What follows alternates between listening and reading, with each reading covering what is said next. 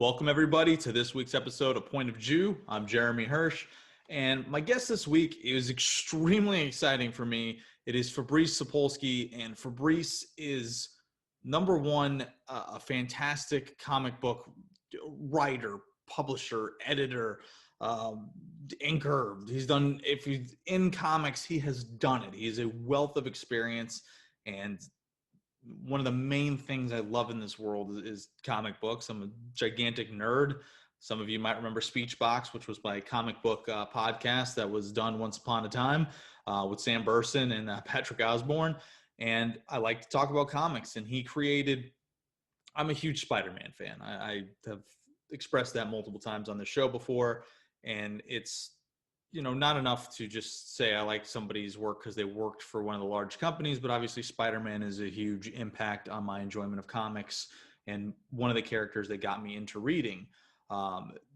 Fabrice created, as you may have seen in like Spider-Verse or the Shattered Dimensions video game, that may be where you're familiar. I'm hoping you read the line, but he was the co-creator of Spider-Man Noir. And that was always a very interesting and unique take on that character that I enjoyed reading. I picked up the trade for I didn't read the second volume. I read the first volume just while I was in college. I just picked it up from, I think, Velocity Comics near VCU. But I was very familiar with that character, and I thought that was an extremely cool concept. So to talk to somebody who created that, to create something that I enjoyed and that was something that is mind-blowing to me, that I could speak to Fabrice and talk to somebody who's a huge comic creator, now has his own company in FairSquare Comics that is doing a fantastic job trying to promote I can't just say minorities, but just like the underrepresented in the comic industry. I think he's doing just fantastic work there. So I really enjoyed speaking to him on that end. But also, and we touched on this a little bit last week, and I swear I'm trying to mostly be entertaining and not always heady, but, Fabrice is an immigrant. Fabrice is Jewish. I'm second generation American. I'm Jewish. And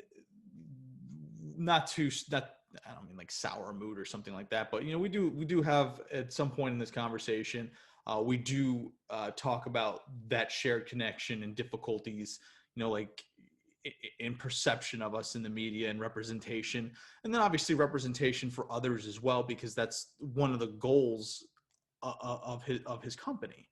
So that was a really unique experience to be able to talk to somebody. And I've talked to other Jewish people on this show before. I've talked to other minorities on the show before, but to speak to somebody who's sort of, and I can't put myself in his shoes because I'm not directly an immigrant. I can't say that. I can't say that I've experienced half of what Fabrice has, but to talk to somebody who understands things that I have felt and experienced, was a cool look, and it was good for me.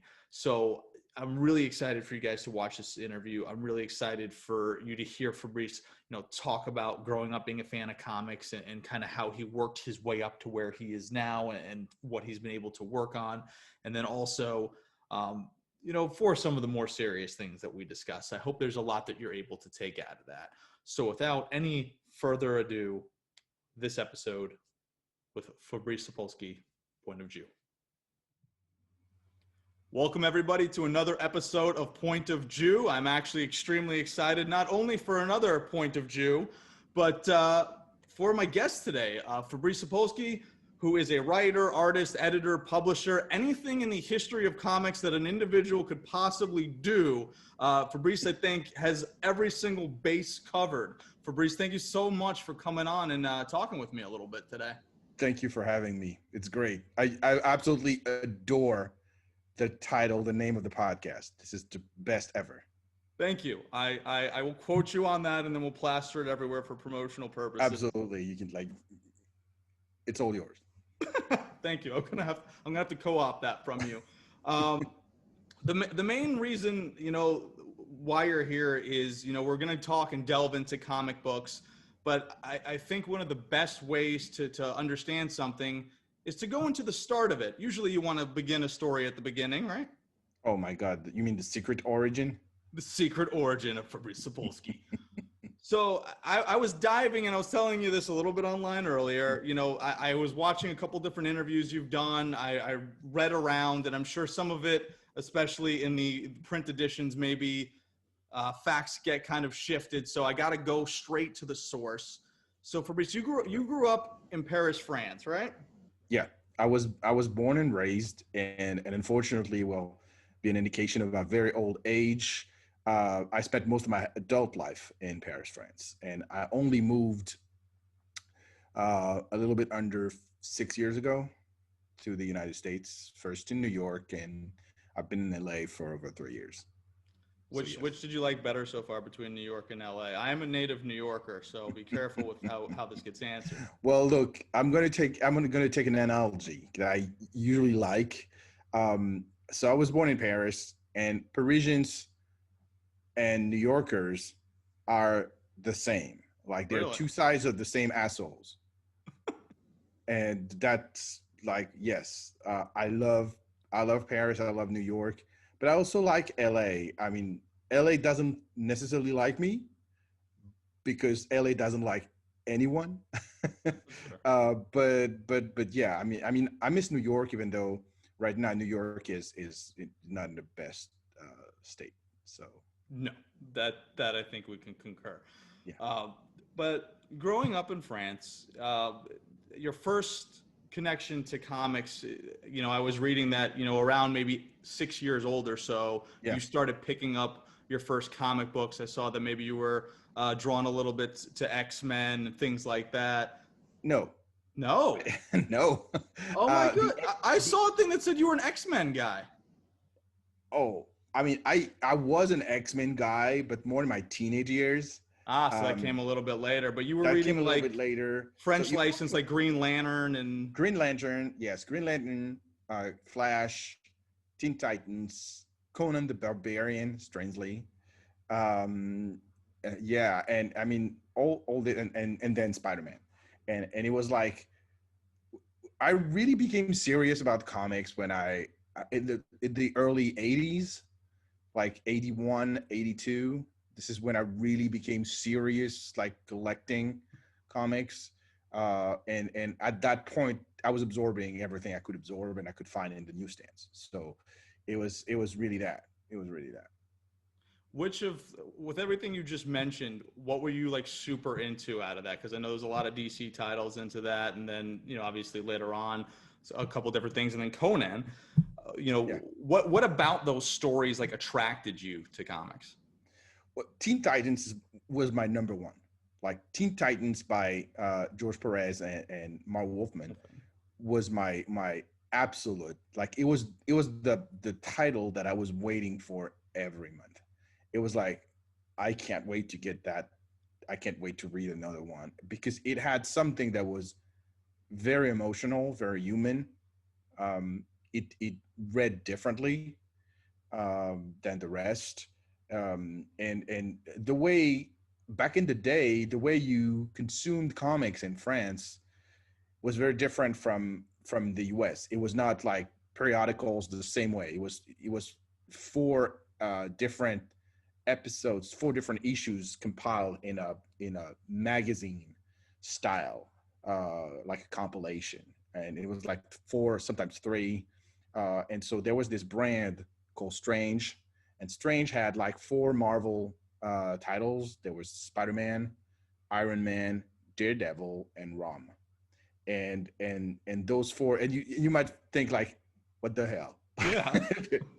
but that's how I discovered it, and I loved Rom Space Knight was really, for the same reason I love Teen Titans, because I love how, and to this day, and it probably shaped me as a writer too, is I love how comics can convey emotions.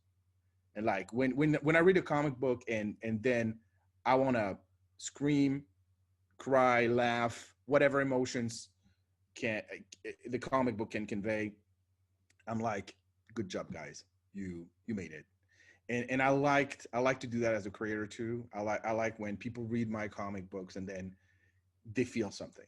Sometimes it's anger because they don't like it, but that's fine. They still feel something. No, I think that that's incredible. And I did read some of the work that you sent over to me. Like I read Lady Bird, which I thought was really good, and I read Thank you. Black Box. And Oh, fuck. Okay. no, I was just bringing that up in terms of like I felt in terms of those works, like I could definitely see a lot of emotion in terms of Lady Bird and just kind of having an emotional connection at first Yeah. for what somebody's been through. Yeah. Um, Well, and especially since Lady Bird is a collaboration, I'm not writing it alone. right. I have a co-writer who's a female writer, and so it's like I needed that. I needed to talk to my female side, and it's very different from Intertwined, for example, or One Hit Wonder, or even Spider-Man. So it's really different. But the comics that I really like to write right now, I mean, Lady Bird, I'm having the time of my life. I can tell you, like, we're page 52, and you probably read until page 25. 25, 26. Yeah. Yeah, and it's like it's the easiest, hardest project to write, because it's the characters are so pure, are so well crafted, that they kind of write themselves, if you see what I mean. Yeah. So and when you achieve that, and I'm let's be humble, I'm not achieving that alone. When you achieve that, you really have something that you can feel, that the reader will feel the same. No, I and think and that and, answers. and the character of Mina, and then you'll discover later, I mean, you have hints, but you discover later the character of Vega. They both, these two women, they have such amazing and fascinating stories and backstories. But even the villain that you haven't met yet, because you only meet the villain page like 35 or something, uh when you meet the villain, you will want to root for him, you will want to love him. I It's always been my thought, and actually it was a movie that made me first kind of get into this train of thought, that the best villains are the ones that they believe in what they're doing and you understand from their point of Yeah, view, whether absolutely. they're not just being evil for the sake of it. That's why people loved Eric Killmonger in Black Panther. That's why people like Anakin Skywalker. That's a good villain. It's a villain you can root for, even if you disagree. You can't see that their fight, as twisted and f up as it is, their fight is a noble fight. And I guess your villain has to be noble. In certain ways, Eric Lenscher and X-Men for Exactly. yeah. He believes in something. His methods are horrible. He's a terrible human being, but he's fighting for something, and you have to respect that. No, it's what draws people to these. I can't quite. They're not necessarily. Uh, Sometimes they're written as like anti-heroes in certain Yeah, comics and things, but yeah, at their core, they're abhorrent yeah, methods, but you understand it and you can at times really feel for it and be attached. exactly. But Absolutely. oh, go ahead. I'm sorry. No, I'm done. You're good. Just to kind of rewind as well, I saw also that in terms of education, you majored in history. Yes, I did. I did. It was a mistake. It was a mistake. So so the part that to kind of correlate and connect is, you grew up reading these wonderful stories, Yeah. from a child, through adolescence, go to Mhm. school, get a degree in history. Yeah. So how is the springboard? So like in terms of like going from a history major to, all right, I want to really get involved with comics. I want to be a writer. I want to create stories. How does that journey coalesce? Well, it's the story of a shy kid. It's the story of a shy kid, me. So apparently I grew up and and I overcame it, but I was a very, very shy kid. Like, I was socially awkward. I was the kind of teenager that loved staying in his room, listening to music that nobody knew about in my country, mostly American music, rhythm, blues, funk, New Jack Swing. Love that. Um, and and writing and drawing fanzines with my own stories. And I was doing that while I was like growing up. And with my brother, we had this team up. Like sometimes he was drawing and I was inking. Sometimes it was the other way around. And there was kind of a same emulation. My brother is just like 18 months younger, and so we were like twins. Like we're not twins obviously, but we were like twins because it was such a strong bond, strong relationship between us that we were really wearing off each other, and we would start something and the other will finish it, and it was really that. And so I was like, I want to do this. And so I'm 15, 16 years old. I go to my mom and I say like, Mom, I want to get into art. I want to be an artist. And she crushed my dreams. Oh no. She said, no, you're going to starve. You can't do that. And like, you have to stay in the general kind of education, do something liberal arts. It's great for you. And it's true that I was more the literary person. I was never a math head, not at all. Like math and me are like two different universes. So I was more the literary person. And so after I graduated from high school, and the French system is very different from the American system. When you get to what is here the 12th grade, it's still general education. So you have like still 10, 12 different subject matters, and you have philosophy, you have French, you have English, you have Spanish, you have history, geography. You still have to go through all this. And so after I graduated, I didn't know what to do. And so I remember being like at my school waiting for my high school diploma results. And my history teacher said, like, you should consider history. And I was like, I don't know what to do. And fortunately, education in France is very cheap. So you can go to university for $200 a year. At the time, It was like really nothing. And so I say, all right, I'm going to try that. And I stuck there for 4 years until I got the bachelor's, because I didn't know what to choose. I mean, my plan was, let's do art. But since I can't do art, what am I going to do? So I'm going there. And then my backup plan, I'm doing history, got hijacked when in 1991, it's a long time ago, I I got an internship at a publisher. And there I discovered something that would change my life forever, and that's graphic design. And it was the early days of what we used to call desktop publishing. And desktop publishing was like, oh, you see these beautiful Macintoshes, and they can do a lot of things. And I'm like, okay, this is not art, but this is art. So let's go for that. And I tried to get into a design school, but nobody wanted to take me. And again, you have to remember, it was at a time where equipment was extremely expensive. It was like $10,000 for something that barely worked.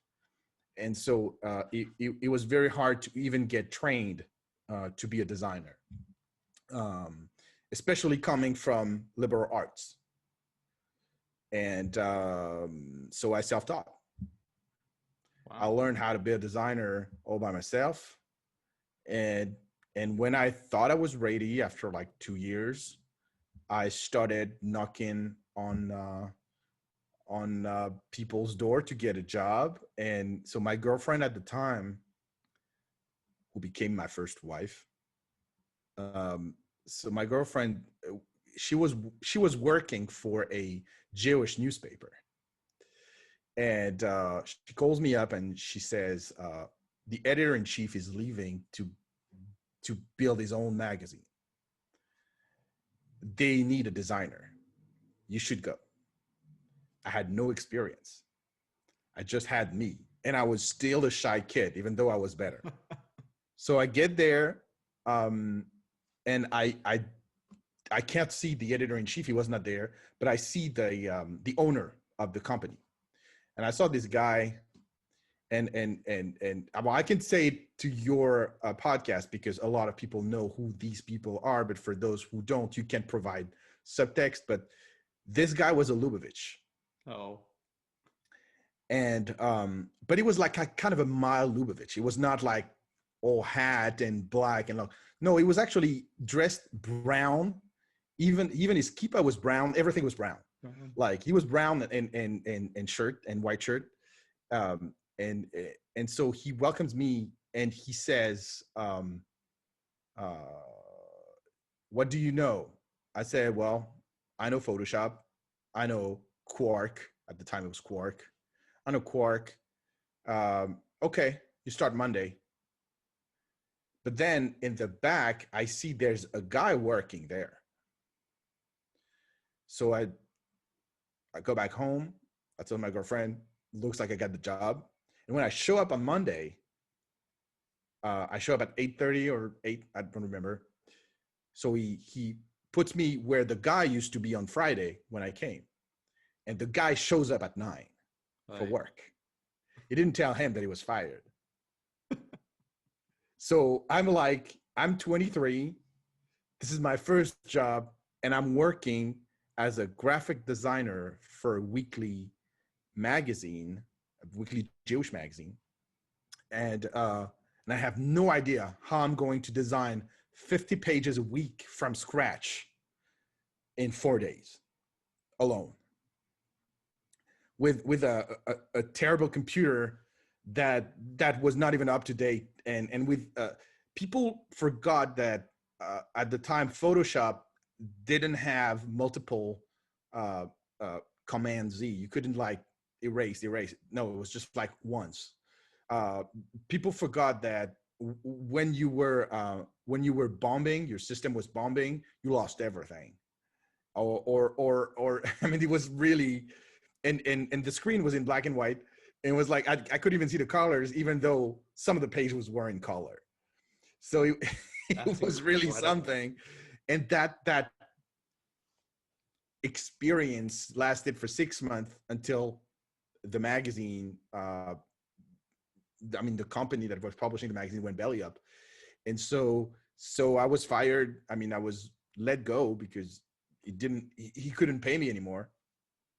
And I had to fight to get my money back. But that was my first experience as a designer. But I knew that it was what I wanted to do.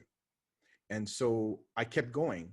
Doing freelance up until 95, where one of my connections opened a position for a freelance designer as his company, and he was doing publicity and marketing.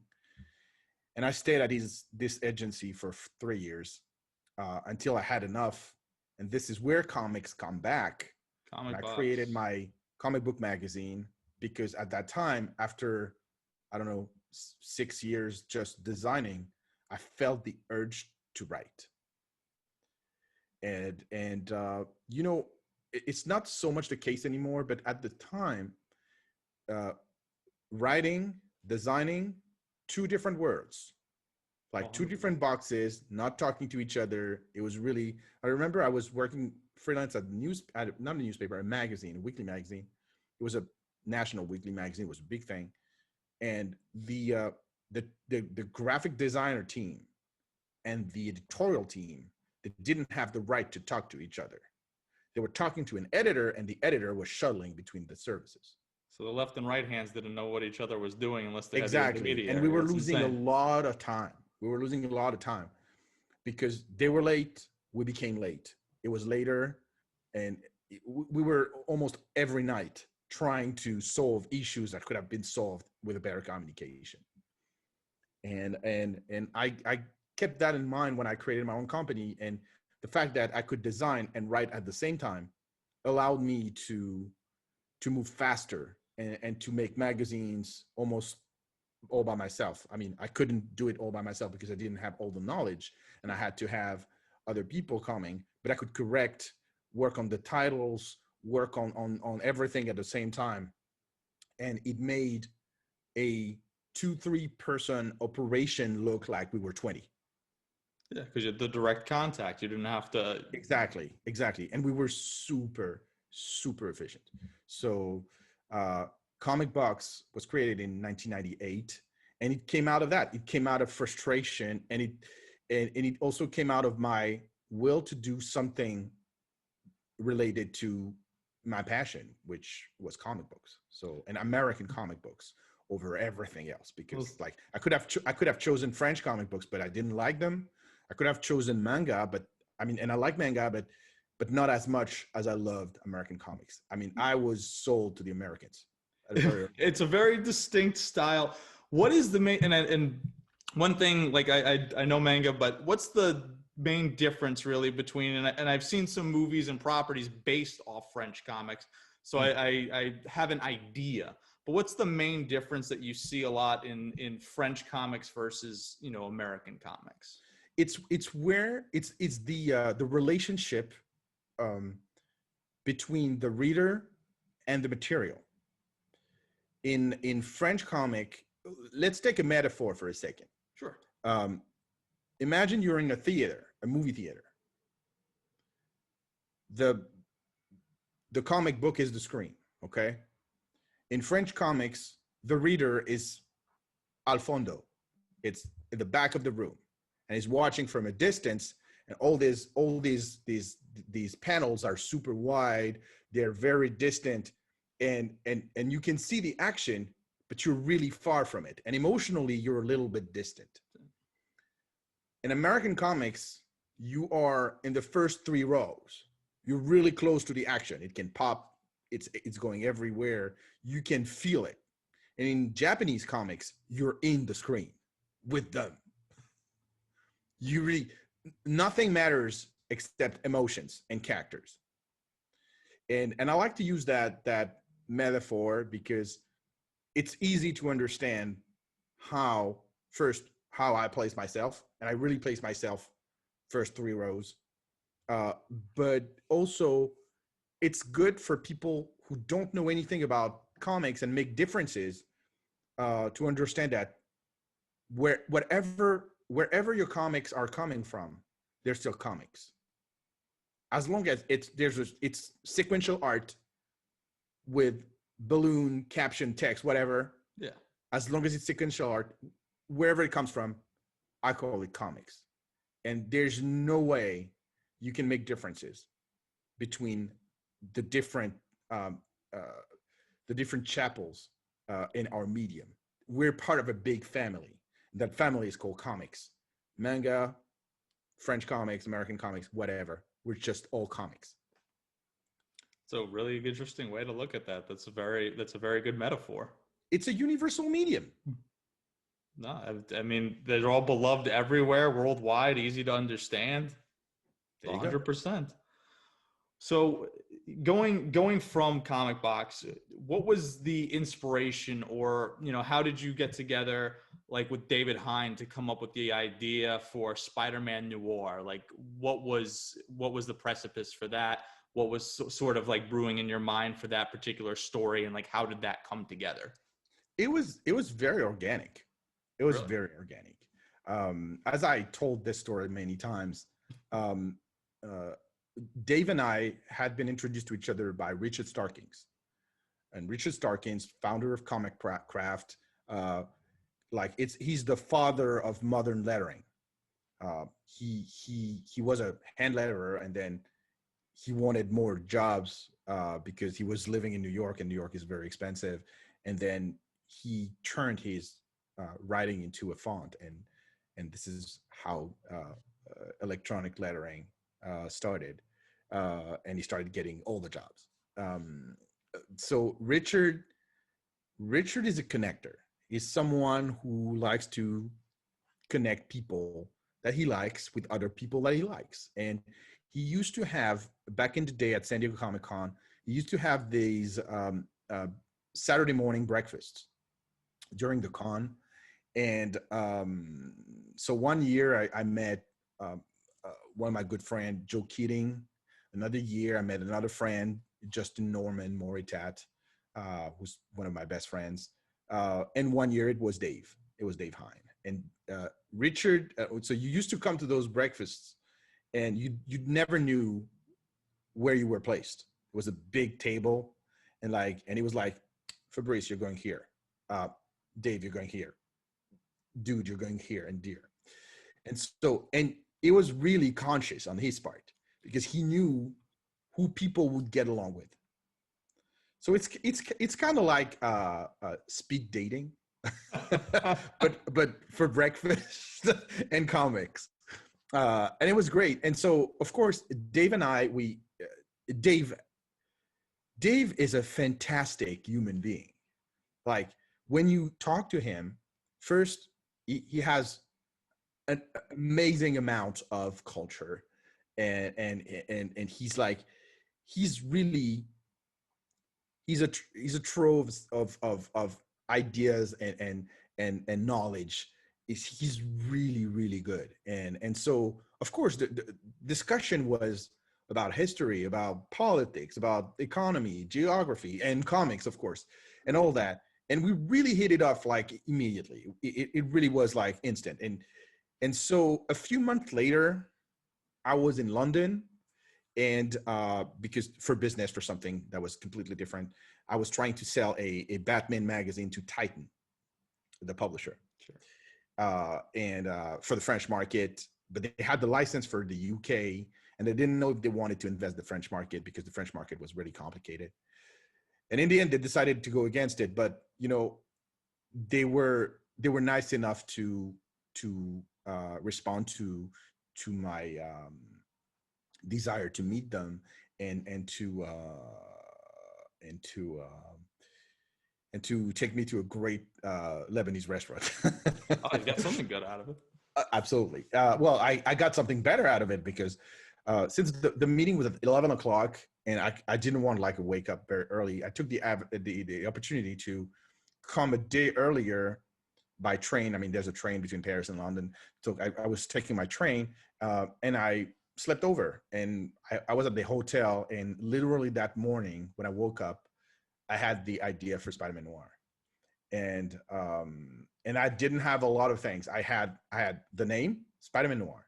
I had a super dark Spider-Man, top to bottom, with organic web shooters, and he was framed for the murder of JJJ. And there were cops, and it was in the 1930s, and that's all I had. Absolutely all I had at that time. And then an hour later, I was supposed to have breakfast, another breakfast. Breakfast is very important in my life. You have to know that. It's the most important meal of the day. Absolutely. Yeah. It's like absolutely underrated these days. So, I had a meeting with Dave, which was like a friendly breakfast. It was not supposed to be anything but just two friends having a breakfast together.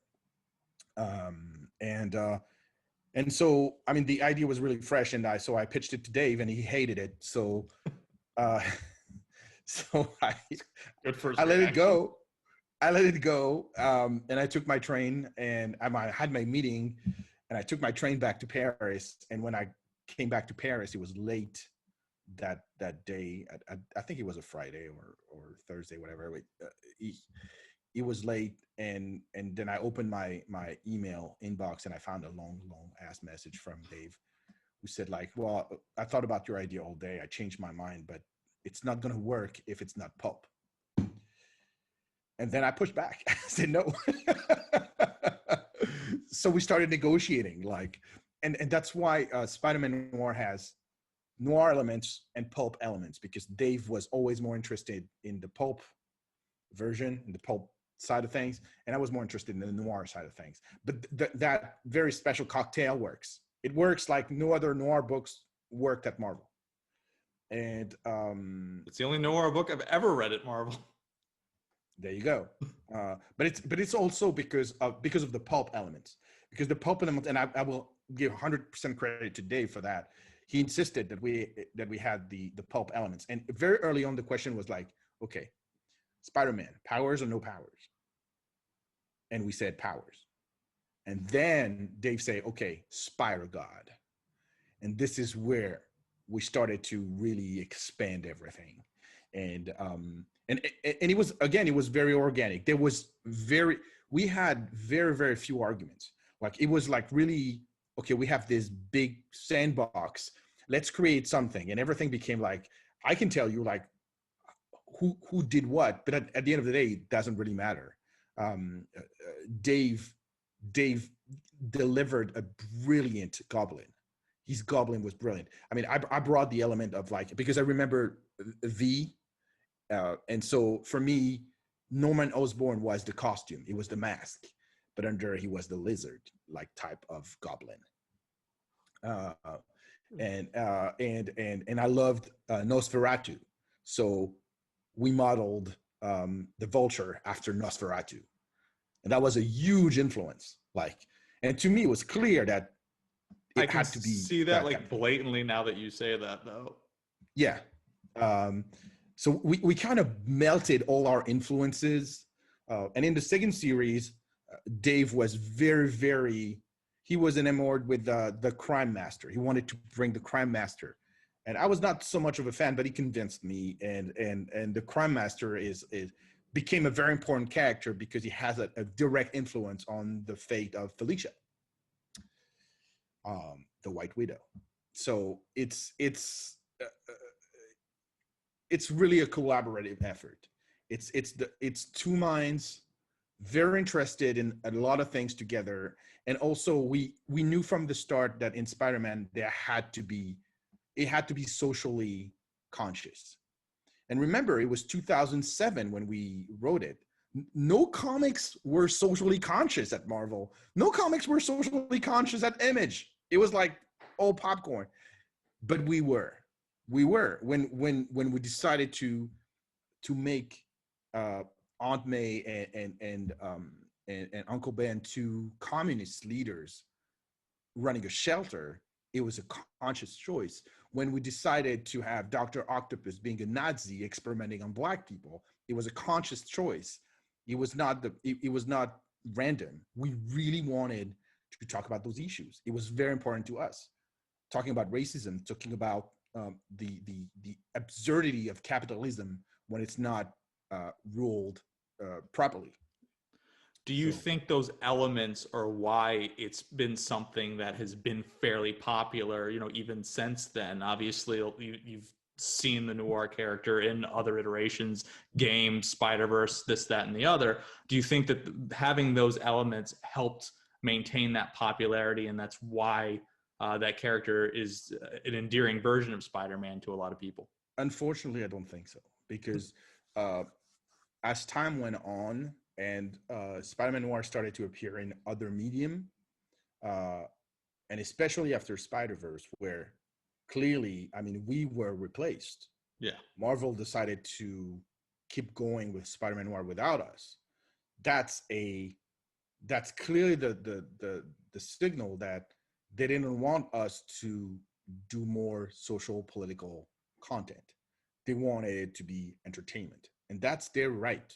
Again, I am not pissed off. I am not bitter about it. It's their character. It's not mine. But it was also a wake-up call, because it's great when you play with other people's sandbox. And again, my phone never rang after. Never. And Dave was on the fringe side. Like, he went and worked for Top Cow. He worked for Todd McFarlane. He worked for the Independents, where he thrived and he did his own things, and it's great. But it's also, I think it's the result of what we did. We clearly said we want comics that matter, and honestly, let's be really, really honest here. Sure. When we did the first miniseries of Spider-Man Noir, Marvel didn't know what we were doing. They had no idea. We were protected by our editors. We had two editors, Warren Simons and Alejandro Arbona. They protected us. But then after the second series, both of them were gone. And so nobody had the passion to fight for Spider-Man Noir as it was. and except for Edge of Spider-Verse we did in 2014, which to this day is my best-selling comic book ever because it was over 100,000 copies. It was Wow. a lot. Mazel, man. Well, I mean, it didn't make me rich. It went to No, Marvel. but it's still a heck of a lot of prints to move. Yes, absolutely. And it was adjacent to the Spider-Verse crossover in 2014. But except for that, clearly we never had the chance to finish what we started, which is unfortunate. But again, I understand. Like Marvel decided to do something different, and if they want us to come back, we're here. If they don't want us to come back, that's okay. We have plenty to do. And it's interesting in terms of framing that. Would you say, you know, that because you wanted to and craved to do something that was socially conscious, you know, in 2019, you started FairSquare Comics to have socially conscious works to represent, you know, people who are not necessarily represented in comics, to develop, publish, and distribute original comics and graphic novels, you know, from immigrants like yourself, and again, you know, underrepresented people. Does that all tie? It seems like it does. So does that all kind of tie in nicely together in terms of you wanting to do more and get more out of, you know, creating? Well, if you look at the poster boy for my company, you'll see a character from Intertwined, the Spirit of the Earth, and it really started there. So after we did Edge of Spider-Verse in 2014, we thought that we would be granted an ongoing series. Like, you sell 100,000 copies, how come you don't have an ongoing series after that? That sounds like a no-brainer, right? Yeah, you would assume. Exactly. But it was a different time, and we were overshadowed by Spider-Gwen, which came a month after us, Edge of Spider-Verse #2, and sold 350,000 copies, if not more. So clearly, we were not the hot item anymore. We were second best, even though we came first. No, you got replaced by the shinier toy at the second. Exactly. And again, that's the game. That's the game. So, all right, you have to recognize the guys who did Spider-Gwen, Robbie and Jason, they did a great job. It was really great. I enjoyed Spider-Gwen a lot when it came out. And it was like, all right, so this is it. We're done. But I was angry. I was angry because Dave and I, we had together and separately tons of ideas, like 2,000 ideas. We have ideas to make a noir Marvel universe the way we wanted it. We talked about things, incredible things. I wanted to make Doctor Strange a charlatan, like a junkie selling drugs to superheroes, and to people and promising them like the world, because he was bipolar. But we will never get to tell that story. Maybe we will, but so right now it's not in the cards. We never could. We always knew that we had to bring back Felicia for an encore after she get disfigured in the second miniseries. We knew that. That's why when we were called back in 2018 to do a video comic that was finally printed 2 years after, we insisted to have Felicia becoming the White Widow. That was always my plan. Like, she's my baby. Like, Felicia is my baby. And it went so far that I designed the costume. Like, since it was for a video comic, there was not really a lot of pressure, and we were kind of like, it was looser. Like, they were not on our back the way they could have been, and that's really, really nice. It's very freeing, I'd imagine. No, it's a really nice feeling, and like, again, you understand that you're playing with heroes, with characters that are not yours, and the minute they let you do whatever you want, it's really a privilege. And I can say it, like, they let us do that.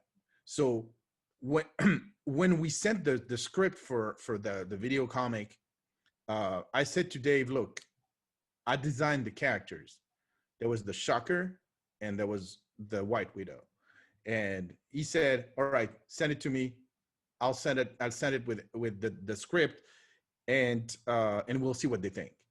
And like 3 weeks later, we start seeing the art coming back, and the artist Paco Diaz drew my White Widow and he drew my Shocker. And I was like, they didn't even budge. Okay. I designed those characters. They put it in the book. That's it. It's official. But I mean, I was never credited. And honestly, I don't care. What I know is that when I met with Paco years later, he gave me this. Let me show you. Awesome.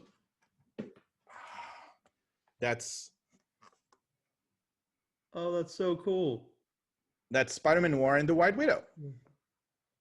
That is taken from the book.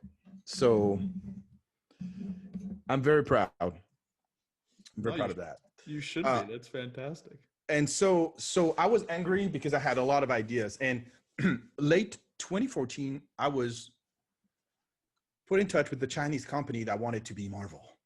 Like, it was like, remember 2014, it was like after the Avengers, after Iron Man, everybody wanted their own superheroes on screen. Everybody. So my brother is a director now. I mean, he stopped making comics with me. He's a director. And he works a lot with China. And so he said, I met these people, you should talk to them. So I talked with them. We meet in Monaco. They fly me to Monaco. We met in Monaco. They were there for a festival, whatever. But they paid everything, so I was very happy. They fly me to Monaco. I get there. I make a presentation on American comics for them. And they say, okay, in 3 months, we want you in Beijing to tell that to the board. So they fly me to Beijing in February 2015. And on the plane, I get all the ideas for Intertwined. Everything. And Intertwined borrows some of the concept that I intended for Spider-Man Noir. That's why you can see some kind of a bridge between both IPs, because it comes from half of the same mine. And so you don't have the pulp elements this time. It's a noir story, but you still have superpowers. And I replaced the pulp element by Chinese cosmology. And it's good for that market. Yes, it's very good for that market. Yeah. And then after I come back, the Chinese tell me, we're sorry, but we're not going to move forward. We can't give $1 million to a non-Chinese. So thank you. But what they gave me was already fantastic. First, I went to China. I'd never been before, for 10 days. All expenses covered. That's really good. That's not a bad trip at all. That's a very good trip. I mean, even though I came back sick for 3 months, I was sick because of pollution. And also they gave me the spark for Intertwined. And then I started looking for an artist. I had a bunch of them that either were not fit or were like, and then I met Fred Pham Chuang, and Fred is not just a comic book artist, a wonderful comic book artist and comic book designer. He's also a martial artist. And so it was like, okay, we're going to do something Kung Fu noir. And I was like, that's it. This is what it is. But it had to have social political content inside. And it's the story of an immigrant. And it's the story of a hero, and he's an immigrant. And he's a minority. That's me. That's Fred. That's many of us. And in a way, Intertwined started it all in 2015. And after we kickstarted it in 2016, it was published by Dynamite. We got our rights back, blah, blah, blah. Flash forward to 2019, 2021. The character is the poster boy for my company. and Intertwinies has just been republished digitally, and we're going to republish it traditionally in a few weeks. And I'm working on a sequel, so it's a spin-off on Chinese Jews, because I also that was also very important. That's why Intertwined is the most important project that I have, is that it's all me. It's an immigrant story. It's a minority story. You have a very unusual, positive Jewish role model. You never have, like, that was something like growing up was really like fascinating, but not in a good way, is that this industry has been created by Jews. Where are the Jewish characters? They're a joke. 1,000%. They're a joke. Like, Ben Grimm is the least Jewish of the Jews. They're all like, a good Jew is an assimilated Jew. And I mean, I'm not religious, but I'm Jewish, and I'm integrated, and I don't want to convey the same old, what my friend Julian Volage called it, the Ashken narrative. The Ashken as in Ashkenaz, like Jews from Eastern Europe. And that narrative is not me. I'm a Jew of many cultures. Like, half my family came from North Africa. It's like, I'm not that. I'm not just one kind of Jew. I'm many kind of Jew. Some members of my family went to live in Israel. They live everywhere else, in other countries, in Japan, in whatever, in China. So I am a world-class Jew. you have my endorsement as a world-class Jew. Thank you very much. So I needed to put also, like, when is the last time you saw Hebrew, like real Hebrew, in a comic book? You Never. did not. No. But you do in Intertwined. You have a character that is in a synagogue and prays, and it makes sense because it's part of the story. It's who she is. And that's also why the spinoff is on her, because that's a character that I created to expand. She was always the star of the show, even though the main character is an Asian man from Hong Kong who does kung fu. But the heart of the story is her. That sounds like a phenomenal book. And I know I have the digital copy.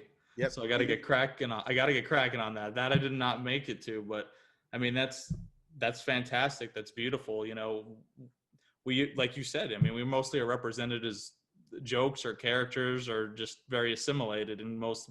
And look, I mean, in France, we have this thing about comics. Like, the general media only talks about comics when it's the International Angoulême Festival, like once a year. And in the US for a long time, it's not the case anymore because of the movies, but they were only talking about comics during Comic-Con San Diego. And the rest of the year, we don't exist as comic people, as comic book people. The Jews is the same. Like, they only talk about us during Passover, Rosh Hashanah, Kippur. That's it. That's it. Or when there's something anti-Semitic going on. This is not right. We're real people, and we have different stories. We are an ethnic group. I'm fighting also for that. I mean, it was like very eye-opening when I came to America, because this is not how I was raised. In France, this is not a community-based country. The national community is one and only. France doesn't see minorities, doesn't see religion, doesn't see anything. You can't even like count people. There are nothing like that in the census. If you ask the question, it's illegal. So you can't do that. So I come to America, and everybody's like, what are you? And I refuse to answer. I decline to self-identify because I'm part of an ethnic group that is not even in the census. My ethnic group is Jewish. I'm Jewish. I'm French Jewish. And we are not an ethnic group. We're a multi-ethnic group. You have Asian Jews, Black Jews, Jews from Indo Jews, Jews from everywhere. We are a multi-ethnic group. We are the world. No pun intended. No, it's 100% true. And they don't, I'm second generation American. And so I have had the benefit of obviously growing up here, but in the households I grew up in, English was not the first language. know, most of the households I was around, they didn't speak English. I grew up learning English. English is my first language, but it's not my parents' first language. And my grandparents, my mother's side could speak it. My father's side spoke German predominantly. Oh, German. Okay. Yeah, Wow. I'm German and Czech. Those are my backgrounds. A little bit of both sets of grandparents. No Yiddish. Oh, what's up? No Yiddish. Yiddish all the time. Yiddish all the time. Yeah. Yeah, absolutely. 100,000% Yiddish. But yeah, my grandparents, both sets are Holocaust survivors. Yeah. That's how both got here and did what have you. But the representation or how we're looked at or how we're discussed in this country is absolutely insane to me. And the only time somebody drops us a bone or drops us anything is, oh, did you hear this anti-Semitic thing in the news? Exactly. And there's also this kind of like, and it's terrible to say that in a Jewish podcast, but like every time I'm asked the question, I'm saying it like, we are very few. We're very few. 100%. I mean, I don't know how many Jews there are in the United States, probably 4 million, something like that. It depends on like who considers themselves as Jew. But in France, we are between 300 and 400,000. This is 0.5% of the population. This is nothing. This is a teardrop in the ocean. We're nothing. So it's when you're a minority all your life, and your struggles are the struggles of a minority, and you come here in the US and people say, you're not a minority. Look at you. And I'm like, what are you telling me? I've been a minority all my life. And I'm left-handed. I'm a double minority. And he's left-handed. Damn it. It's interesting. It's interesting here, and I know we're taking it on a weird way. Well, not weird, but an offset way. But it's because we have the benefit of looking a certain way. They don't know how to read us here or understand. Yeah, and it makes people uncomfortable. I mean, I've been mistaken for a Greek, an Italian, an Arabic, a Turkish, whatever, and I say no, I'm Jewish. I'm French Jewish, and in that order, and I live in America because that's my choice. That's the country that I chose to live in because it made sense. Because I love American comics, I love American culture. And this is it, and I think that my voice counts more here. But the struggle is bigger because you have 300 other million people, and no one cares. And it's in publishing. How many are we? How many are we that are not American, that are not English speaking as a first language? Very, very few creators are like me, and it's also one of the motivations to create FairSquare Comics. It's like you're hitting a glass ceiling. It's like people think in terms of representation, and they're absolutely right. Not enough Black people, not like Asian, not enough LGBTQ, not enough everything, okay? But at the same time, different times, different measures. And right now, I think we're gonna reach the moment where as a group, as an ethnic and multi-ethnic group, we need to have our voices heard. We freaking created this industry. And the reason why there are no Jewish characters from the start is that they were afraid of being labeled as Jewish, as communist, as anything that would like endanger their lives or their careers. And the fact that we're in a different situation now, we cannot be put in the same basket as the rest of the people. It's not possible. It's not possible. We deserve our space and our place in history. In the history of the medium, the Jews are alpha and I hope omega. That's beautiful, man. I'm not trying to say that as like a like to placate or anything of that, but you know, that's exciting to me. One thing you did too, and it feels like a good place to bring it up, is you did the Jewish Comic Con when you in Brooklyn, right? You actually had a Jewish creator Comic Con. Yes, and we did two in 2016 and 2018. So when I was living in New York, it's funny because like here's the other very interesting story. Yeah. So my second wife was a convert, and she was Black. mean, she still is black, even though we're not married she was anymore. So she was a convert, and so when we came to America, when she came after me, but when we came to America, she said, like, where's the synagogue? And we were living in Crown Heights. For people who don't know Crown Heights, Brooklyn, there are like 55 synagogues in a 1-mile radius. So she said, I'm going to find a synagogue for us. And I said, okay, all right, do what you want to do. And she found this shul called Israel off Franklin Avenue, Brooklyn, in Crown Heights. And she said she went there for Martin Luther King Day in 2016.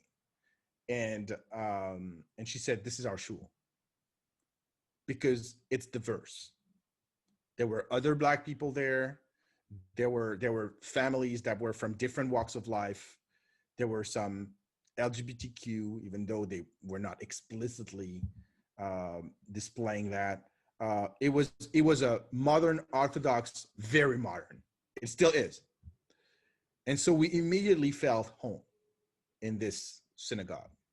And probably 2-3 weeks after we started going there regularly, we were invited by the president of the community, Fred Poloniecki, for Shabbat dinner. And he said to me, I know who you are. And I'm like, oh crap, what's gonna happen? I know who you are. I know what you did. You did Spider-Man Noir. Oh. And I'm like, oh, damn. That character is everywhere. So he said, I want to do a superhero expo, like an exhibition of art, because he was more into like art gallery type of thing. And he wanted to convert the shul into an art gallery on Sundays. And I said, no, we should do a con.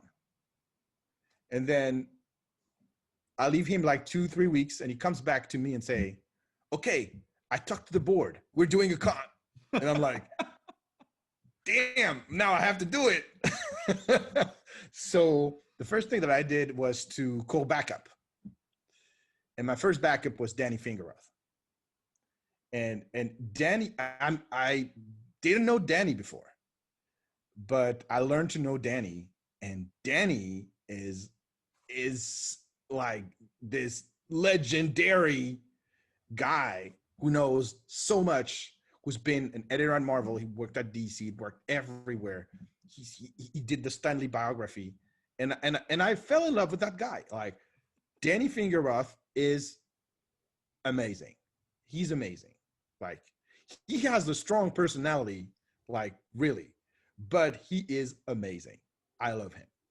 And so Danny brought another guy that I knew from another person, but we were not really close, Ari Kaplan. Ari Kaplan is also a comic book writer. He writes a lot for Scholastic. He does a lot of kid comics. And his household is very diverse. His wife is Black. His daughter is Black. He's like, he's totally the kind of, we see eye to eye on a lot of things with Ari. And so with Ari and with Danny, I knew that what I wanted to convey was an inclusive Jewish experience through comics. And so, yeah, we did that. And we brought a lot of other Jews from the area. And the mandate was really clear, is that it was an inclusive convention. So either you were Jewish or you had something, or you were not Jewish, but you had something Jewish in your body of work. And the convention was held in the synagogue. There were tables for artists. There were panels all day. And it was a one-day con, plus a preview night where we had an amazing orchestra that played video game music in a klezmer way. Wow. And it was really something. We had a blast. The first Jewish Comic Con was really like, it was out of this world. Like, imagine the synagogue turned into a convention.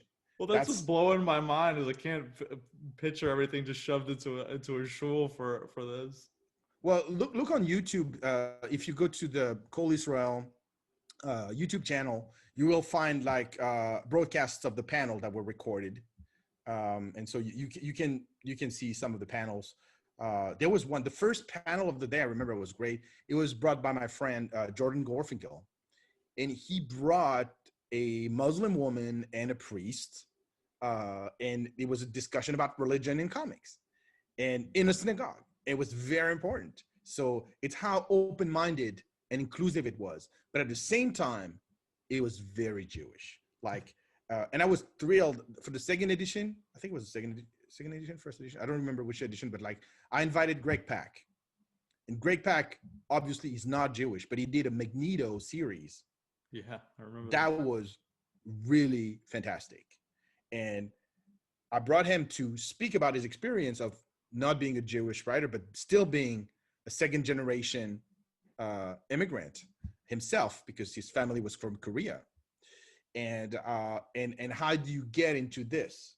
And he talked about the collective memory. He talked about a lot of things. And I mean, clearly, when you are an immigrant and a minority like I am, like you are, with other minorities, we have parallel lives. Yes. We have parallel lives. Our collective and individual stories are different. The intensity of the things that we had to go through is different, and we can't compare. There's no way we can compare. But there's certainly elements and that we have in common, and what brings us together is more than what sets us apart. And that's the spirit that I wanted to convey in the Jewish Comic Con. Unfortunately, I left New York in 2017. The second edition was already on track, so we did it in 2018. I came back just for the con in 2018, but I was already gone. And then after that, I didn't really have the time. I was a full-time editor at Humanoids, and I had my other project, and I was developing FairSquare Comics. I didn't really have the bandwidth to create another edition of the con, but this is something that I would really much like to revisit in the future, especially on the West Coast, where there's a lot of preconceived ideas about the Jews. There's a lot of, but we also have a lot of creators. Like I remember I was walking the aisles in San Diego a couple of years ago, and I bumped into Trina Robbins, and she says to me, "When am I doing the Jewish Comic Con? I've never been. I want to go." And I was like, "Trina, I would love to, but right now I don't know when the next one's gonna be." So, but yeah. At one point, I wanted to organize an edition in Portland because you have so many Jewish writers there. Really? And so, yeah, you have Brian Bendis, David Walker, Greg Rucka, Matt Fraction. All these people are Jewish, and like, and they have a different way of being Jewish, and that's what I like. It's that like we have such a rich culture, and the fact that we have our own relationship with our culture, and I say culture, and I don't say religion, because our culture supersedes everything. Our nation, our ethnicity is Jewish, because our culture, our languages, there's not even one, they're like 10, 15. Our languages, our cultures, our way of being Jewish are very different, but when we get together, we're one. No, it's 100% hitting it on the head. That's fantastic. And you bring that energy just to kind of to bring us back into the present, just bringing that energy, bringing that representation, to what you're working on with FairSquare Comics. Yeah. I know you guys are developing a lot of things, and you're doing an expanded edition. I don't think it hit yet for One Hit Wonder. It's out. It's out. Yep. Intertwined. You have that spinoff coming. Yes. Lady Bird's out. You have Noir is the New Black, the collection of. Noir is the New Black was sent to the printer yesterday. So that's going to be fantastic. You have Twin Kings Battle, which is like Kings a Battle. The creator is still working on it. It's going to be for the end of the year. So you have all these projects and all these things. What excites you the most about what's coming up and what you're doing there at FairSquare? I think it's time for the publishing industry to look at reality, and you can have like your mouth full of like, oh, I'm inclusive, I'm doing diversity and all blah, blah, blah. But at the end of the day, and again, this is not a criticism of the work for hire system. I'm using work for hire for my IPs for some of them. So it's not, I'm not going to say that it's bad. But at one point, those diverse talents, when they're working for the big studios, they satisfy a their geekdom, their inner geeks, their inner fans. But apart from a paycheck and the satisfaction of being able to play with those characters, they don't own anything. And it's very clear that when I started thinking about FairSquare Comics, there were two things that were very important. One, I needed to create a home for my own IPs, because I was born this way. I have about 200 different ideas and I don't have the time. Like, if you look at the catalog of what we have, I have something like 13 projects that I'll carry myself. Like, either I'm writing them, or I'm writing and drawing, or I'm writing and designing. But it's like, there's a lot in my head, and I can't stop. There's no off button. You can't turn me off. It's impossible. Or someone will have to shoot me, which I would rather avoid. Yeah, let's keep that out. But yeah, so there's a lot, and I need an outlet, and FairSquare Comics is the outlet. Now, I also want to open the door to all the stray dogs and stray cats around that are in the same position that I have been said no to, because for the wrong reasons, because they were not from the right group, because they were not from the right color, because they didn't speak the right language. That's not enough. That's not enough. I believe that if someone comes with a great story, they have the right to tell it. They have to tell it. And if I have the means to publish it, I can't publish everything. Of course, I'm a small company and my means are very, very limited. Yeah. But if I can publish it, I will. Because it's very important that not just my stuff, but also the stuff from people that have been dismissed by other publishers, find a way that we can turn up the volume so that people can hear their voice and their experience. And so, and that, I don't want any ownership. I want to take a chunk of anything that other creators bring me. That's why, and you will see, and it's very subtle. If you look at the FairSquare logo, you have three logos. You have FairSquare Green, which is the general logo of the company with my properties. You have FairSquare Purple, which is for creator owned by third-party creators. I don't own a thing. They keep 100% of their rights. Everything is transparent. The deal is I'm licensing the content from them to publish it as FairSquare Comics, but they keep all their rights. I'm not interested in owning anything from them.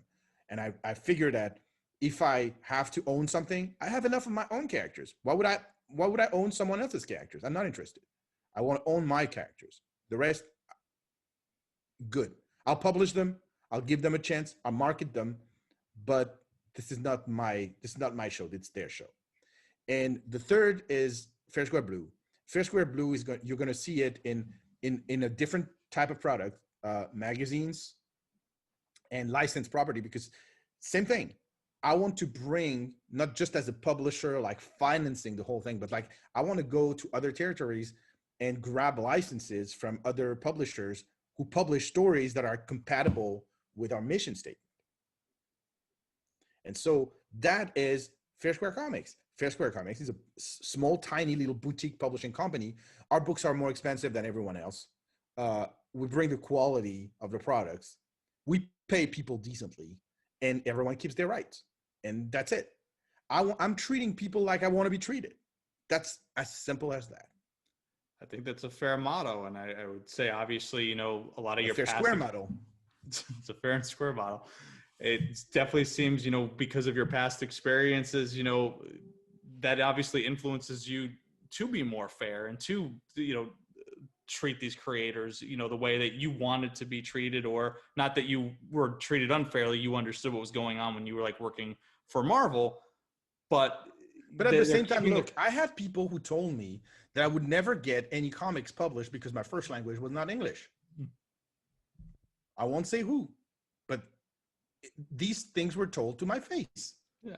And again, how many comic book executives do you have at those established publishing companies whose first language is not English? Think. 0, 3. Wow. I mean, up until I was working at Humanoids, I was the only one. But you have people who have a second language, Spanish, Hindi, whatever, French, Italian, but they're Americans. Their first language is English. Another executive like me, there was none. Hey, and as creators, how many are we? 5, 10, not a lot. At most. Yeah. And that doesn't mean that we don't have any talent. That doesn't mean that we don't understand how to do it. That means that there's a glass ceiling, and that we're not allowed, we're not promoted, and it's not a priority. And I understand, again, I'm not bitter. I understand. Like, there are other minorities that have suffered enough in this country to get their share of what's published, and I'm supporting them. And not only I'm supporting them, I'm helping them, and it's really fair. But at the end of the day, one fight can't dismiss all the other fights. We have to fight all the fights. Well, what the platform that you're giving other artists and creators, I mean, it's you're cranking up the volume and giving voice to the voiceless, or at least people who have not been heard above a whisper. Yes, yes, I'm trying. That doesn't mean that I will succeed on any level, because it's still a very tough industry and a very competitive world. But I'll die trying. It's a good mission, man. It's a very good mission. I invite everybody to check out. It's just FairSquareComics.com. Yes, and we have a web store, and I mean, we're negotiating with distributor, but right now the only way to get the books is on the web store.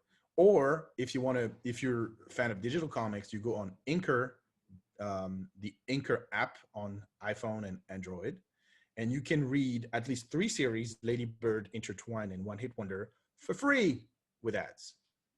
I have Intertwined on my list next. Lady Bird was excellent, so I definitely recommend checking that book out. Lady Bird, there's a new chapter coming every 2 weeks. It's from me and Don J. Star and Daniele Sapupo. The artist is an Italian artist, and this is like, and you're not ready for what's next. Like, I'm working on another book called No Future, which took me 7 years to write. Oh, wow. Yeah, it's a high concept, a very high concept. I can't tell you right now, but it's a amazing story, and it's drawn by a Brazilian Black artist. His name is Eder Messias, and I met him through Noir's the New Black, because he delivered so well on Noir's the New Black that I said to him, like, wait a minute, don't you want to keep working with me? Because I have this story. If you wanna draw it, I'll be happy to have you. And he said, man, I'm in. So yeah, Noir's the New Black has been one of the hardest, easiest projects I've ever been involved with. Imagine you do the Kickstarter. The Kickstarter was like a surprise. I thought I was crazy. Like, it came out of a conversation with T.C. Harris, who's my co-editor on this project and my partner in crime. And shout out to him, because he's a guy that, you know what, we met in 2017 as he was passing through an alley in Baltimore at the Comic-Con, the Baltimore Con. and he was on his way out, and he stopped because he saw my banner and he liked Spider-Man Noir, but he ended up buying 2 copies of Intertwined, and he's been my number one Intertwined fan since then. And so last year we had a conversation about everything that was happening in the U.S. George Floyd, Sandra Bland, and all the horrible things that happened to the Black community. And I was like, I need to do something, but I don't know what, and I don't know if I'm legitimate. And he said, do comics. And I said, okay, let's do this. Let's do this together. And we did it. And so we did the campaign. And after the campaign, I aimed really high. I said, like, we need $36,000, which was unheard of for me, because my previous campaign, One Hit Wonder, I brought like $6,000. It's way more, like 6 times more. Yeah. And so we got 48.3, which is mind blowing. That's just massive. Massive, exactly. And we saw people like getting behind this project as we were developing it. And so initially it was like 12 stories with 25 Black creators, and it became 16 stories with 40 creators. And we had to create this volume from scratch in less than 6 months, and we did it. How do you balance that time frame with that many people involved? I mean, luckily, you know, I'm assuming pretty much everyone's very professional, hitting deadlines, but no. cobbling together, no. No. Well, then how do you we're together? That's a massive amount of people on a project in that time frame. Yeah. Well, I mean, I would say 2 things. One, I have experience. So I've been an editor for 20 years. So I know how to build this kind of stuff. But the other thing is that the talents have been phenomenal. They've been fantastic themselves. And I have to say, like, everything went according to the plan, and the plan came together well. We struggled in the beginning, but then we caught up. And I was showing to everyone that asked where the others were. And that was kind of like this sane emulation, you know, this like competition that was not competition. That was a friendly competition. Yeah. And all of them wanted to do the best possible project. And I think they did. I mean, the stories are very different, and you'll see, like, art-wise, they're different. In terms of topics, they're different. And our role, and my role as an editor is different than my role as a creator. As a creator, I do whatever I want, and like everyone else can die. But as an editor, I'm only there to be a coach. I'm only there to deliver the goods from the minds of the creators. And this is something, this is a humbling experience, because you learn from them as much as they learn from you. And I have to say, I mean, there are like fantastic creators. There are discoverers. There are people that I never thought in a million years they would be able to deliver what they did, and they did. One of the things that I'm the most proud of is we have creators coming from everywhere. Of course, due to my connections, there are French creators, Black French creators. There are Black French creators, but there's a guy from Canada. There's a guy from Brazil. I mentioned Eder. There are 2 guys from Nigeria. One guy from Zimbabwe. He's phenomenal. He's the revelation of the book. And the rest are from the United States. It's really a collective effort. And TC and myself, we were just there to stir the ship in the direction and make sure that it didn't tank, which we did. But they did everything. Like, yes, I provided the frame, I provided the contracts, I provided the security, and I paid everybody, but the content is done. I had a good team. That's an amazing endeavor. That really is. Well, let me tell you, I won't do that every day, because it's exhausting. Well, it was a labor of love though. So It at was a least labor of love, and that also like gave me another idea. Now I want to do the same thing, but I want to do an anthology on Jews of color. I want to do an anthology called Color Me Jewish, which will be 12 stories from 12 different type of Jews from all around the world, Jews of color. that's an awesome concept. Yes, and I'm very proud of it. So, but not right now, because right now I need to focus on other things, and it has eaten up my life. Like Noirs and New Black has been like 6 months where it was like this massive thing, and at the same time, I mean, the rest was in the background, like Lady Bird and everything, and I'm still looking for a day job, like, because like you know how it is. You need to, how do you fund your activities? You have to. So um I don't have any assets. I'm an immigrant. I came to this country with like 4 pieces of luggage. So no, I have nothing. And so I need to work.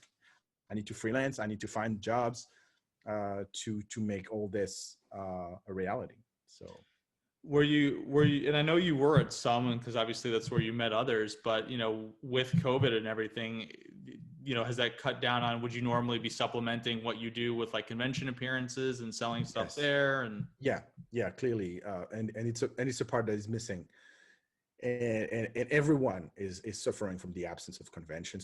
The convention business was putting a lot of money and a lot of food on a lot of people's tables, and including myself. Like, I did extremely well at conventions. And conventions, look, people who came to my table, I have no illusions about it. 95% of them came because of Spider-Man. But they usually, after we had a little chat, they usually agreed to look at other things, whether it's One Hit Wonder or whether it's Intertwine, or whether it's my sketchbook. But yeah, I mean, yes, I still draw a lot of Spider-Man Noir because that's what people ask me to. But I'm glad when I have like unusual requests. And I mean, last year I had a shadow. I love drawing the shadow. It was great. I had a Lobo. I never drew a Lobo before. I had a someone asked me for a Rhino. Recently, I had a Harpy, villain from the Hulk.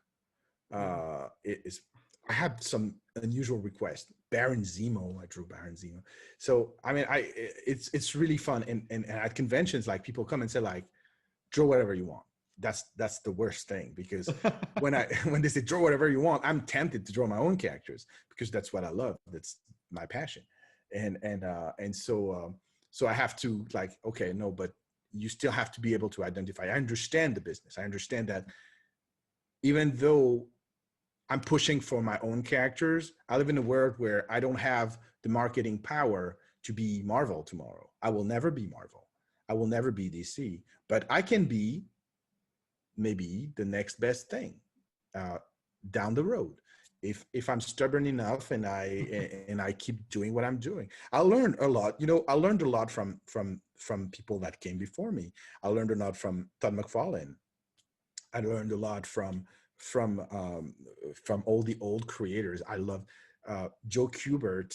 I when I was doing comic box, I had the privilege of interviewing the greats, and there are a few people that I haven't interviewed. Of course, those who were already dead. But yeah, I mean, I'm very fortunate that I could talk to people like Steve Englehart, to Danny O'Neill, to Sal Buscema, to Joe Kubert. I was mentioning it. It was some of the best interviews of my career, and you learn. This is extremely humbling. You learn from them because they came at a time where there was not all this frenzy around Hollywood.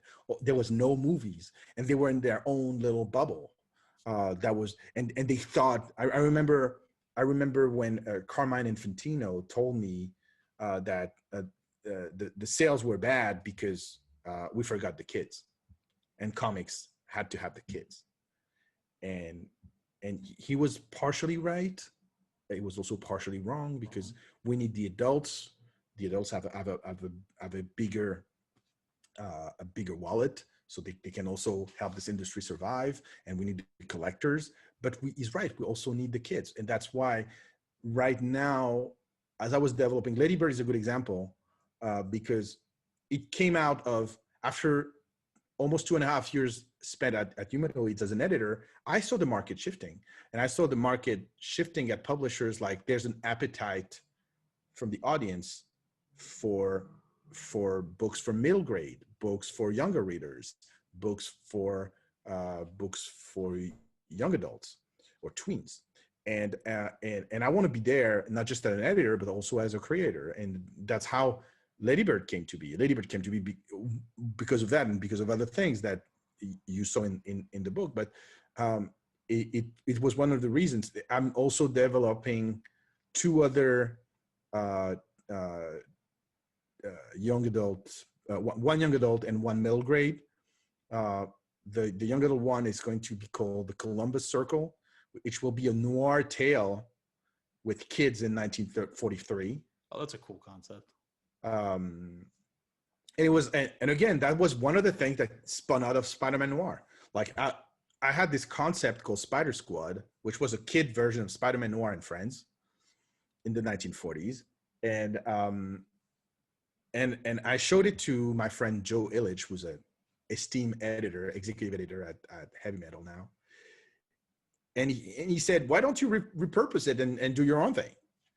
And I thought about it for a minute, and I changed all the characters, and I kept the drama, the crime, and it became the Columbus Circle. And it's kind of it's kind of a noir version of the Little Rascals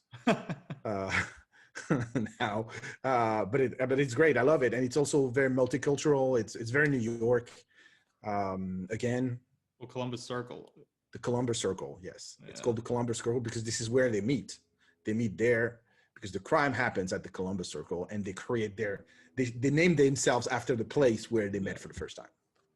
I like the concept, and I think, to what you alluded to or what we're told. I mean, yes, the adults have the disposable money, they have the dollars, but all of us started, you, me, anybody watching, getting comics in your hands, something accessible to you as a young adult or as a child. Exactly. That's what draws you in. That's Absolutely. what makes you an adult with money eventually too. Yes, and we also have to promote something else than brands, because again, and I don't want to sound like I'm dissing anyone, and I'm not, but companies like Marvel, DC, we're not really in the same business. They're in the business of perpetuating their brands, and that's fine. I am an artisan. I'm in the business of making comics and creating stories and promoting creators. It's a different thing. We may share the same medium, but our approach is different. It's compatible, but it's different. And I usually overuse 2 hashtags when I sign off my on the social media. I say comics are life, because clearly comics are my life, and I say creators before brands. And I think I have to look at what I'm publishing as a publisher, but also as a creator, and be like true to myself. When we did Noir is the New Black, if you buy the book, and I hope you will, and you turn the back cover, there's no other text than the names of the 40 creators, because they are, without creators, there are no books. It might be dumb to say it, but whatever brand you have, without creators, there are no brands. Like even in the movies, without writers, the movies are not going to write themselves. The TV series are not going to write themselves. The comics are not going to write themselves, or not going to draw themselves. Creators are, again, they're the mandatory, they're the awesome sauce. They're the only important ingredient in the sandwich. They're the heart and soul of the project. Exactly. And I can't accept that the food chain place us at the bottom. Because if you look at how the market is structured, and except for Kickstarter, which is and crowdfunding in general, which is a blessing, except for that, the creator is paid last. The creator should be paid first. Nothing can spring without the creator. Exactly, because without creators, there are no books. What you're doing and everything going on with FairSquare Comics, I think is fantastic, and I definitely urge everybody to go on FairSquareComics.com, check out his books. Like I said, I'm embarrassed because I need to read Intertwine next. I have it, so I will be reading that. That is the next. Plus, I hope you like it, because like I really sold it. I'm gonna give you some feedback one way or the other. I'm waiting for it. Like I'm craving feedback. You know, there was something that I did not have the chance to do, but like One Hit Wonder was first published by Image Comics as single issues, and again, I was very frustrated because the book was late and there were a lot of delays. I mean, I'm telling all that in the foreword of the book, and Image dropped the book. They said, we're not interested. It's been too long. We don't want to do the trade. And it was the kiss of death for that IP. I was like, I spent all that money, and we know that the money is in the trade paperback. And if I can't have the trade paperback, I have lost all that money, and I paid all the creators. What can I do? And then I forgot my train of thought. That happens to me literally every second. What? It always happens to me when I'm like trying to explain something or say something. I'm derailed unless I have paper and wrote my stories and things down. Yeah. No, I mean, what I wanted to say is like when I had the opportunity to redo it, yeah. The critics for One Hit Wonder #1 were terrible. They were terrible. 2014, when the first issue came out, it was like horrible. Like I had like, if you go to Comicbook Roundup, which is where you have all the critics about comics, and you see the critics about One Hit Wonder #1, you will see that it's a disaster. It's the worst comic book ever. Obviously, they were much worse after me, but it's the worst comic book ever. And then when I revisited One Hit Wonder and remember that it's just issue 1 of 5. So a series is meant to be read in its entirety, to be able to judge. So issue 1 was designed as an entry point. And so when I revisited the thing and I did the trade paperback last year, finally, I changed a couple of lines, but it was basically the same book. And the critics were really good this time. And I'm like, okay, so what has changed? I don't know. But originally the book was supposed to have French flaps. And on the flaps, my plan was to print the worst critics of One Hit Wonder. And at the last minute, I had to cut the flaps because it was too expensive. And so people never got to see the compilation of the worst critics of One Hit Wonder. But I swear I'm going to publish it one day. I want to publish the compilation of the worst of the worst. And then like people can make their own opinion. Like I don't mind that people think that I'm a terrible writer. I don't mind that people think that I'm a terrible artist, or I'm a terrible publisher, or I'm a terrible letterer, or I'm a terrible person. I don't mind. That's part of life. You can't please everybody. But at the same time, please leave a chance to the product. Like, I don't accept that it's hard for an independent to get to the stores. If you get to the stores, your competition is everyone. And then the public never lies. The public vote with their dollars. That's why I'm so stubborn, and I want my books to be in stores because I want people to forge their own opinion, to be able to say, okay, this guy Sapolsky, I like what he does, or I hate his guts, he's the worst. I don't mind. But at least they're not indifferent. And the problem is that when you don't have the chance to get there, the public is missing something, and you stay with the frustration that you don't really know your worth. Well, hopefully, you get into the stores, and hopefully people, especially anyone watching this, gives you a chance. I would say it's very well deserved. He is a good writer. So that's my opinion. That's my point of view. But my point of view too. You got double the point of view this episode. That's always my favorite. Yay. But check out FairSquareComics.com. Follow Fabrice. You're on Instagram and Facebook at Fabrice Sapolsky. And Twitter at Fabrice Sapolsky. Same, everything. I will link each thing in YouTube. You can follow him. And if you hate it, let him know. Yeah, let me know. Like, love it, hate it, but don't be indifferent. Tell me to my face. Like, let me tell you this. It's even easier. My phone number is on my page. Okay? So you can text me and say you suck. Say it. Do it. Like, if you really think that it's the case, do it. +1 323 405 9401. That's my phone number. You can totally reach me and say, damn, man, you should shut it, zip it, stop it. That doesn't mean that I will do as you say, sorry.